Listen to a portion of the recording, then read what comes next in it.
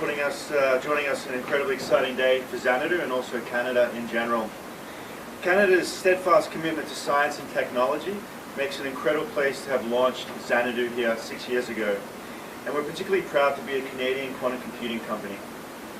Since 2016, when we were launched, we've been on a mission to build quantum computers that are useful and available to people everywhere. In addition to our success in developing our photonic quantum computers and reaching some outstanding hardware and software milestones, we've raised over $250 million and created over 170 jobs. And the Canadian government has supported us every step of the way. Today's announcement brings us closer to achieving our mission, and it is a pleasure to introduce Canada's Prime Minister, the Right Honourable Justin Trudeau.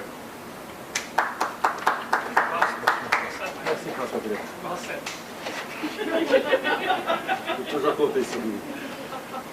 Good morning, bonjour. Thank you, Christian, for that introduction and for welcoming us to this amazing place.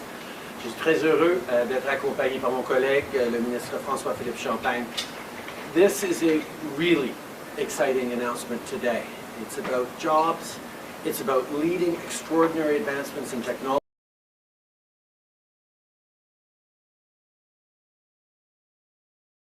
Things to ask me about. I'm going to make sure that I explain what's going on in here within the body of my questions, unless you really want to ask me a question about quantum computing. We're here at Xanadu, a made-in-Canada company that is doing world-leading quantum computing. They're building the computer of the future. In fact, they just recently achieved something called quantum advantage, with a machine that can compute faster than the fastest smartphone, faster than the fastest supercomputer in the world. For example, if you gave it a specific problem to a classical supercomputer, it might take 9,000 years for them to solve it. The quantum computer can do it in less than a second. That's the kind of computing power that is being generated here that's going to transform the way our world works. But it's really no surprise that Canada's leading on this, and as we're seeing what's special about Xanadu is that they're making this technology accessible to people and companies around the world. But Canada's been making waves in quantum for decades. Notre gouvernement veut aider à ce qu'on garde cet avantage. C'est pour ça qu'on a commencé l'année en lançant la stratégie quantique nationale. Au Canada, on a une communauté quantique unique en son genre, fondée sur des compétences et des entrepreneurs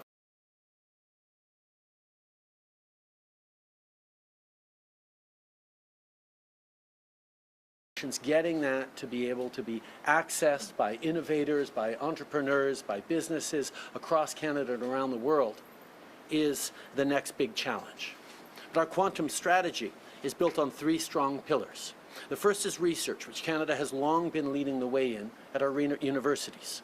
The second is talent, which we have in spades thanks to our well-educated homegrown workforce, but also our ability to attract highly skilled workers from around the world, including through immigration policies like the global talent stream.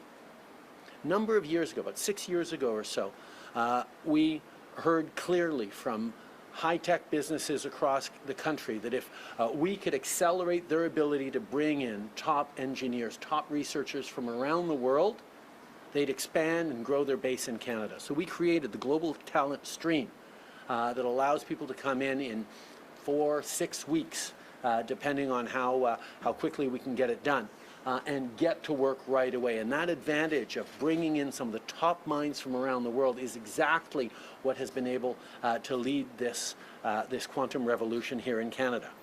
And of course, the third pillar is commercialization, so that those leading companies can scale up, create good jobs and economic growth that benefits all Canadians, which of course brings me to why I'm here today. Canada has a tremendous, one-of-a-kind innovation ecosystem that is finding ways to bring quantum technology to market. That's exactly what Xanadu is doing. So today, the federal government is announcing an important investment of about $40 million in Xanadu Quantum Technologies. This will help them build the world's first photonic-based, fault-tolerant quantum computer and scale up their business. Support an expected 530 good, high-paying jobs and ensure that Canada continues to punch above its weight when it comes to advancements in this tech. The quantum computer Xanadu is building runs off an advanced computer chip that literally computes at the speed of light. And the reason for that is it actually uses light to function. The same way we have fiber optics that manage all our telecommunications, they're actually running light through the computer chips that allows for both high speed and high efficiency crunching of the data. Like I said, we're at the forefront of this technology, and Xanadu is in competition to build the first fault-free quantum computer. And I've said that a couple of times. Why is it so important that we talk about a fault-free quantum computer? We don't really worry about the fault-freeness of our laptops, of our regular computers. Why is it important in quantum? Well, quantum is the holding of simultaneous states at the same time. And quantum functions, quantum waves, are constantly collapsing. And if quantum wave collapses, that introduces an error in the system. So you have to do it multiple times and create a linkage so there is redundancy to be able to keep moving with the calculations. It's inherent in the nature of quantum that they're collapsing. So having that fault-free will actually allow you to do the computations that are actually necessary. It's really, really exciting stuff. The other thing that's really exciting that they've done is they've figured out using photonics, so it's using light in the chips, to do most of the part of the computing that's done here without having to be cooled down to absolute zero. The cryogenic freezing of most of the quantum computers is a huge cost and a huge burden, and really challenging for when you're trying to develop them and experiment them. So by focusing on only keeping the quantum, the photonic sensors down near minus 273 degrees Celsius, you can actually have quantum computers that'll fit in standard server racks that businesses and companies use around the world. The idea of being able to package in quantum computing alongside your traditional computers is where that leverage is going to go. And what Xanadu is doing is world-leading and extraordinarily exciting for the future of quantum computing available to businesses around the world.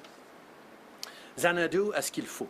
L'entreprise s'est associée à d'autres grandes entreprises et universités du Canada et du monde entier, comme Harvard et MIT. Il y a une compétition mondiale présentement pour développer le premier ordinateur quantique sans erreur. C'est une technologie qui va changer les choses de manière extraordinaire, et on le fait ici au Canada. Successful quantum computing has a huge potential for our economy and for people. Think about all the trial and error that goes into developing a new medicine, for example. These computers can do complex problem solving that simulates experiments, not only saving costs, but also developing life-saving treatments faster than ever. They can also analyze logistics, which will help us build more efficient and resilient supply chains. They can also help us model climate change, which will help us build a safer future. Ces technologies vont contribuer à définir l'avenir. Elles vont permettre au Canada de devenir un leader mondial et de faire croître notre économie.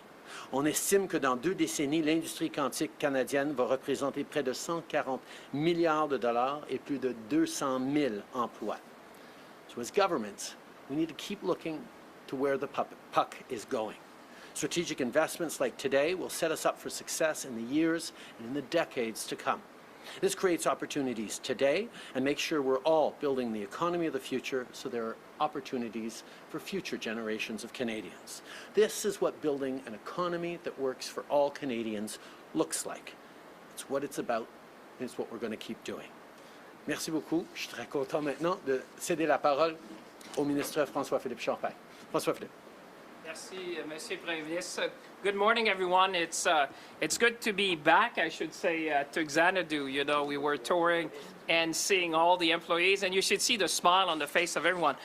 Prime Minister, always good to be with you when we're talking about quantum. I must say I'm happy that you're here because as you can see, the Prime Minister has a lot of passion when it comes to quantum. We've seen your interest, and we've seen it time and time again. But also, I want to say to Canadians and to everyone who's watching, If we are here today, it's thanks to the Prime Minister. His vision around science, technology, and innovation is allowing us to have made significant steps in order to achieve what we're seeing today. And yesterday, as I was flying to Toronto, someone was saying the research of today is the economy of tomorrow. And when I think about quantum, when I think about Xanadu, obviously you exemplified that. Christian, thank you for hosting us again, I must say. We almost know the name of most of your employees by now on a first-name basis. And you know, I talk about you around the world, almost to everyone. I'm so proud of what you're doing. And I'll say a big secret now. I've given your personal phone number to about hundreds of CEO around the world, and I'll continue. So we're very proud of what you're doing, because when people are talking to me about the future, and they're talking to me about what quantum is about, and an example of Canada's leadership, obviously Christian, who was an extraordinary leader, comes to mind, and we're doing that. But I want to say thank you to the whole team, and I think you would join me and the Prime Minister here at Xanadu. The company has grown exponentially with high-skilled jobs. And it's really thanks to their talent, expertise, and know-how that we can have investments like that today. We've seen touring with the Prime Minister this morning, people coming from about everywhere around the world, I would say, coming here because they know that something is happening in Toronto. They know that something is happening in Canada.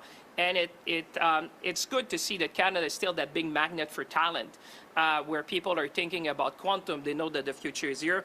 And I know our colleague, the MP for University of Rosedale, Minister Freeland, is giving greetings to everyone here. She would have liked to be with us, and I know how passionate she is also about science. The Prime Minister said it. This is an exciting day for Canada. It's also an exciting day for quantum. A few days ago, as the Prime Minister said, we announced Canada's National Quantum Strategy. And today we're announcing a major investment in Xanadu, a quantum leader and a Canadian champion. And you don't need to take it from me, but if you talk to people around the world about quantum, whether in Washington, in Germany, and Korea, and Japan, you see that the name of Xanadu resonates. As the Prime Minister said just last June, Xanadu achieved what is called quantum computational advantage, or others would call that quantum supremacy. And as the Prime Minister said, this was really quite of an achievement. It was celebrated, I think, in Nature even, in the magazine, as a Canadian champion breaking ground. And I would say that's why you're seeing so much attention and attraction. Xanadu just refinanced, and you see investors from around the world wanting to back Canadian technology. C'est toute là de la puissance de l'informatique quantique, faire en un rien de temps ce que l'on pensait auparavant impossible à réaliser. Dans le fond, ce qu'ils font, c'est qu'ils rendent l'impossible possible. Et c'est ça l'intéressant de la technologie quantique. Comme le Premier ministre le disait, c'est qu'on peut faire des choses en une fraction de seconde, ce qu'un super ordinateur aurait pris plusieurs années à faire. This is a technology that is making the impossible possible. And Xanadu technology has the potential to really be a game changer in not one industry, but about every industry. Whether you're talking about cybersecurity, and that is really top of mind for our government when it comes to cyber, whether it's about drug discovery, you've seen that we have attracted significant investment. I can think of the mRNA vaccine and Moderna coming on our shore. I can think about the EV batteries. I'll give you one of the best kept secret in the automotive world today is that Xanadu is the only company in the world which has a quantum computer working on battery chemistry. So no wonder where the name of Xanadu is everywhere around the world, because if you want to have the most efficient battery, quantum is a leap forward in terms of R&D. So I would say what you're seeing is that the potential is quite infinite to do things that are probably difficult to even imagine, I would say, Prime Minister. Think about climate change. Prototyping is another place where people are saying, because with quantum, you can prototype new products.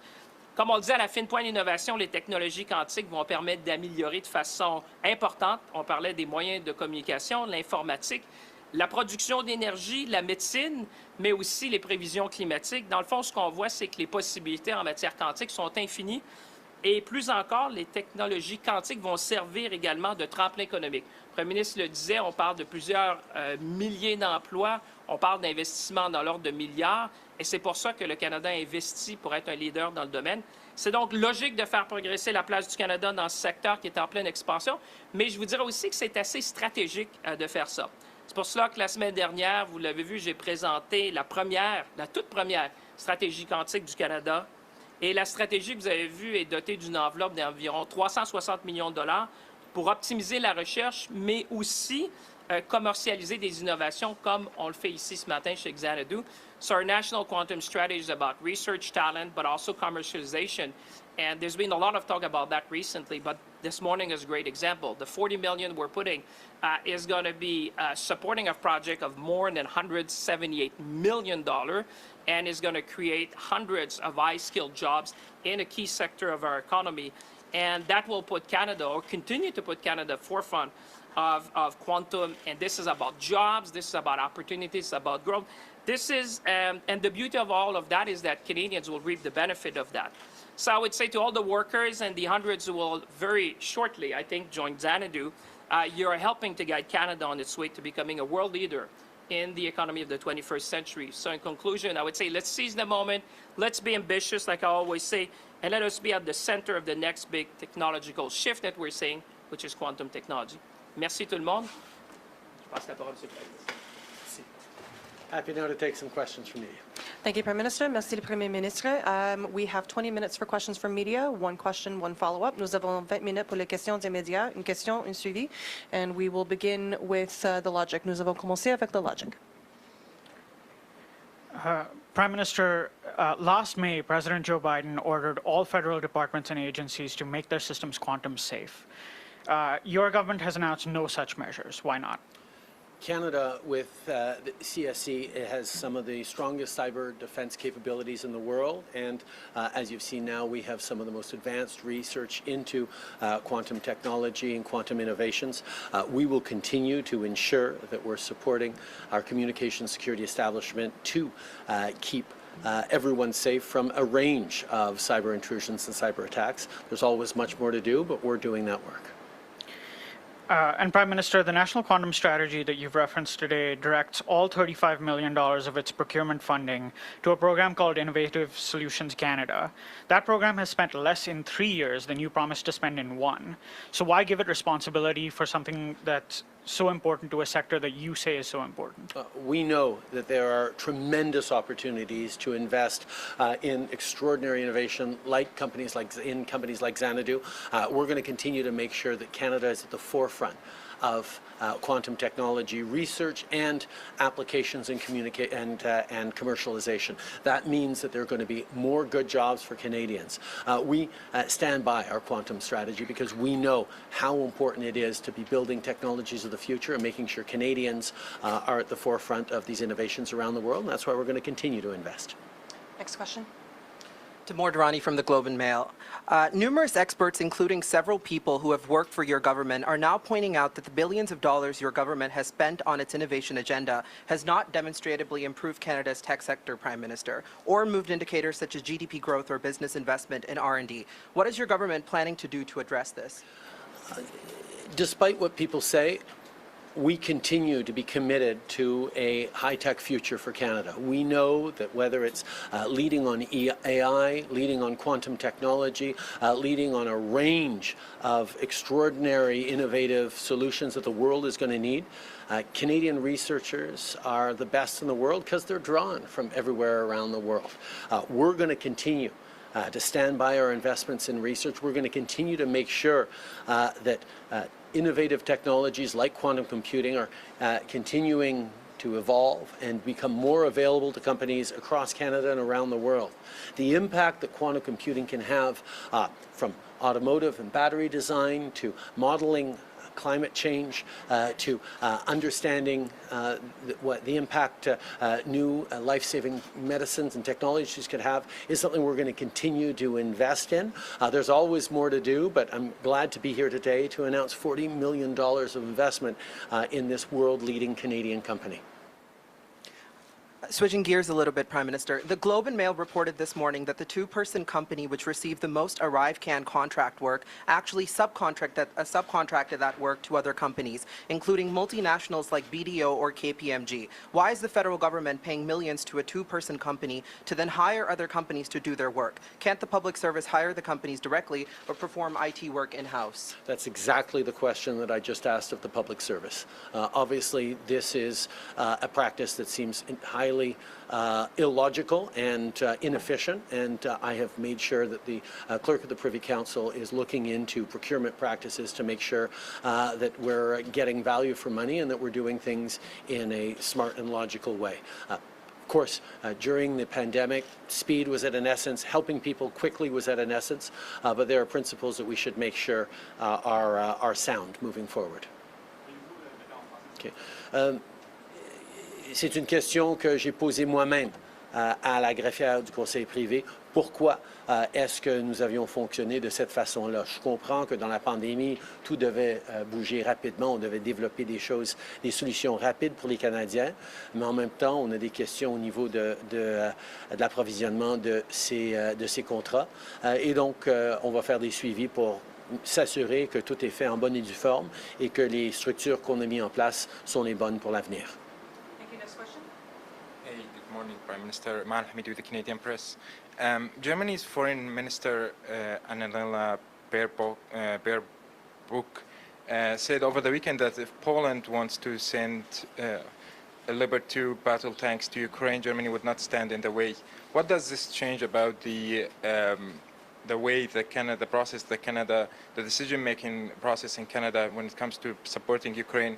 Is Canada now prepared to send tanks to Ukraine as the country has asked? Canada has been one of the countries around the world that has been the most steadfast friend and supporter of Ukraine. We've sent humanitarian aid, we've sent financial and economic aid, and we've sent significant military aid to Ukraine in defending its territory against the illegal and illegitimate Russian invasion.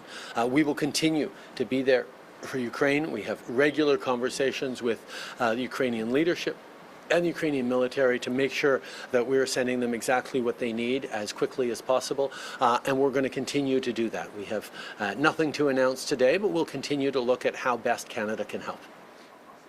Okay. Le Canada est un des pays qui appuie le plus l'Ukraine depuis les tout débuts, que ce soit avec de l'aide humanitaire, de l'aide financière et économique, ou bien de l'aide militaire directement. Nous allons continuer d'être là pour le peuple ukrainien pendant qu'ils défendent leur pays et nos valeurs démocratiques contre cette invasion russe. Nous allons continuer de travailler directement avec eux pour voir ce qu'on peut fournir de nécessaire dont ils ont besoin, mais nous n'avons pas d'annonce à faire aujourd'hui là-dessus. How much closer are you to asking the Supreme Court on Air France on the preemptive use of the notwithstanding clause, and are you closer to ask Minister Lamiti to go ahead on this?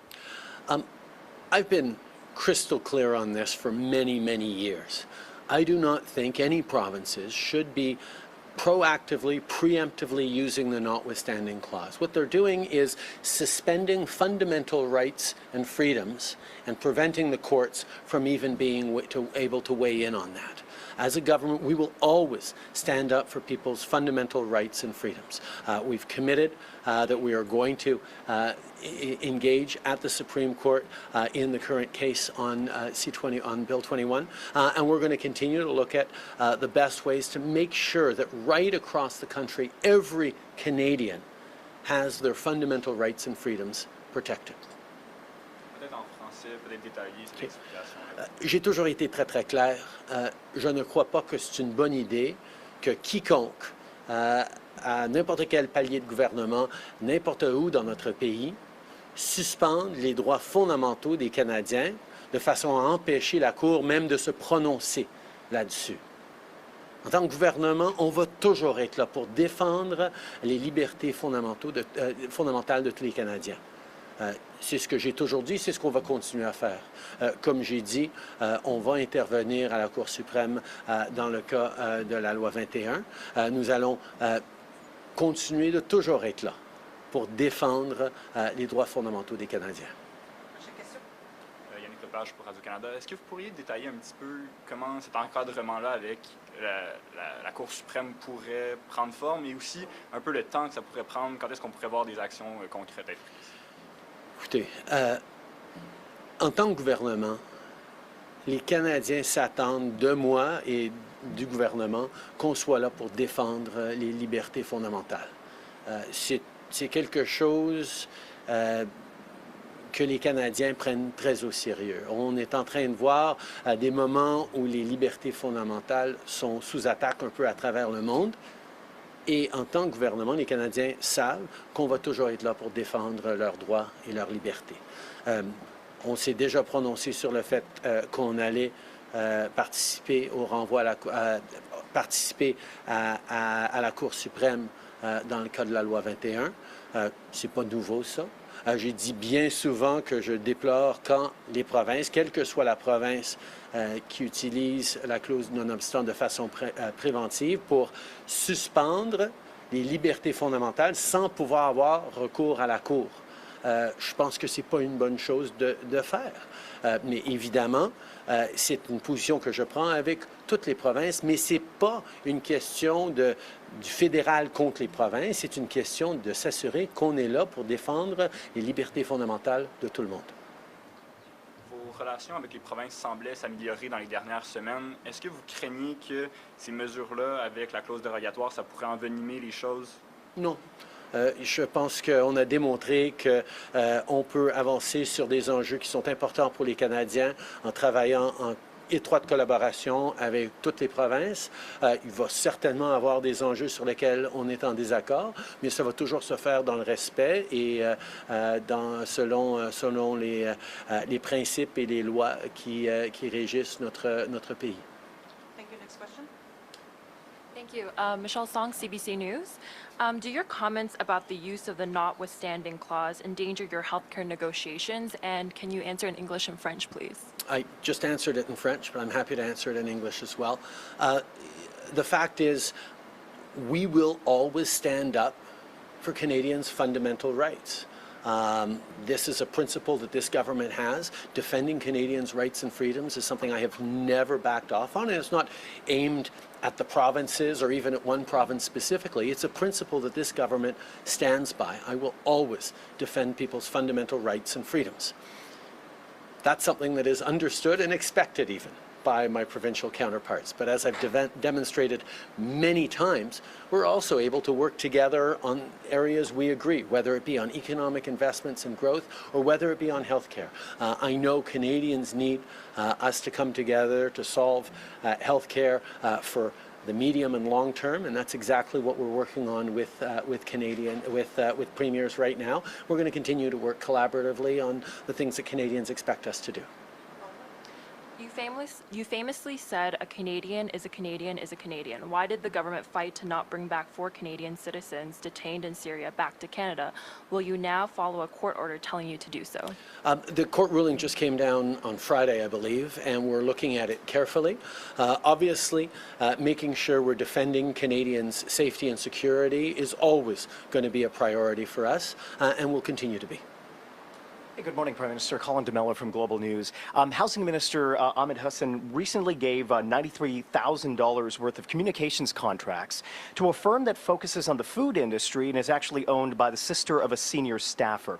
Do you think those contracts were appropriate, and what kind of corrective action do you plan on taking? I know the Minister has spoken to this and will continue to answer questions on this.